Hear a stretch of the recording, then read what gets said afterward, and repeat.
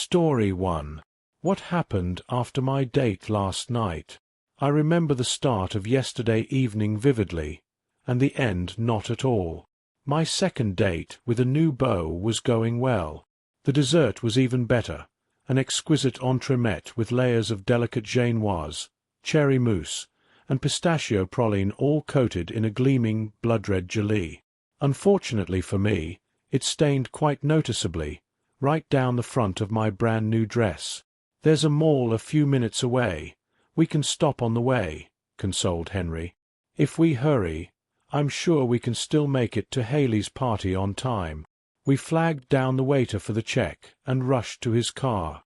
After driving a short distance, the large, beige behemoth came into view. It loomed at least 3 stories overhead, but gave off a sad, neglected vibe. Only a handful of cars dotted the parking lot. "Do you know what stores they have here?" I asked doubtfully. I'm new to the area and had never been to this mall, but its first impression was not promising.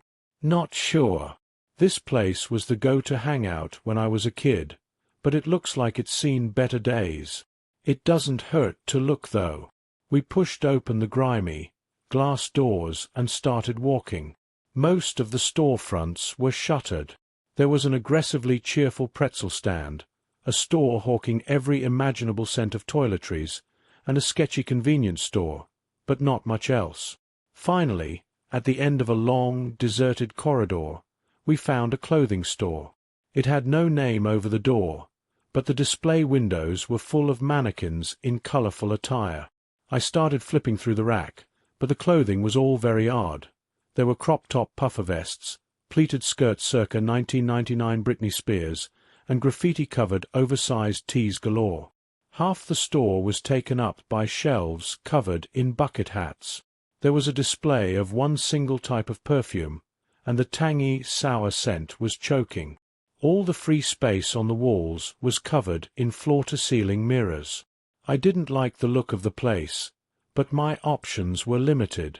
Henry gestured impatiently to a rack of dresses, reminding me that we had little time to spare if we wanted to make it to our acquaintance's soirée.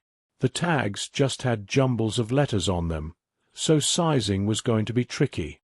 Choosing the least offensive dress I could find, I asked the cashier if there was a fitting room. He looked at me askance.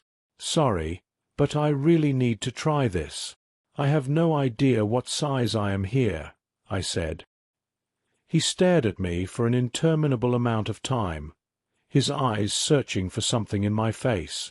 I don't know what he found, but he eventually pointed at a door in the corner. "Second door on the left."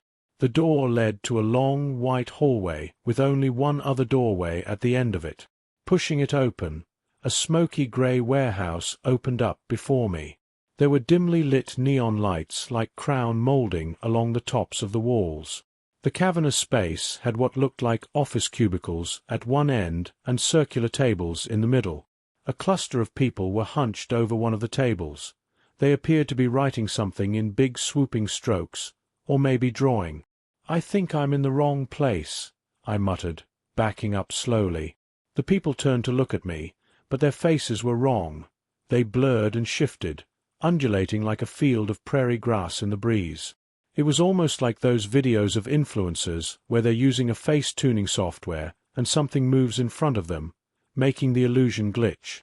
Simultaneously, they stood and started walking toward me.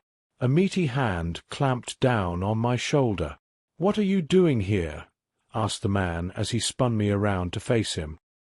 He was large and bald, with vibrant tattoos covering his arms and scalp. "Who were they going to let you color with?" "Color with? What are you talking about?" I squeaked. "Ugh, a rube." With that he pulled a glowing yellow tube out of his pocket, uncorked it, and blew it at me. I remember falling in slow motion and then nothing. I woke up this morning on a park bench with a jaundiced tinge to my skin. Henry won't return my calls or texts. Story 2. Followed around Disneyland. So me and my 5 friends, all 14/15ths, were on a small school residential trip to Paris, and one of the days we went to Disneyland. We were in the queue for the Hollywood Tower, and it's around 8-ish. For context, the ride is enclosed, 10 people in a room kind of thing. A man by himself jumps the queue by going under the railings and ends up in front of us. We immediately get bad vibes and notice how much he was staring at us and hung around near us. We end up at part where you enter a room with lots of people and learn about the plot of the ride. He is standing at the back of the room, and my friends and I stand near the front trying to keep away from him. The room goes dark, and the TV turns on playing a video. By the end of it, the lights turn on again, and he is way closer to us than before. At this point we were all nervous, but we had been queuing for over an hour, and didn't want to have wasted our time, so carried on through to the inside queue. We hang back in the room before leaving, so we're not near him, but he also hangs back in the room, so he is near us in the queue again. We talk it through between ourselves, and decide to go up the fast-pass queue stairs to get away because we think, surely he won't follow us up here. A few minutes go by, and we think we're in the clear, but then behind my friend's shoulder I see him walking up the stairs. My heart drops, and I point him out, and we all literally run through the queue to an employee, and he lets us out the queue through a back door. We are all relieved and think we're fine. Walt Disney Studios closes, and we leave, heading back into Disneyland and to tell our teachers. I am constantly checking over my shoulder, and then I see him behind us. I grab my friends and say, "He's behind us, he's found us." We double back around, and we lose him, and we immediately go to where the teachers were hanging about. After that, a teacher stayed with us the rest of the night, and thankfully didn't see him again. It was just a weird place to be followed, considering you would assume it's a safe place for kids.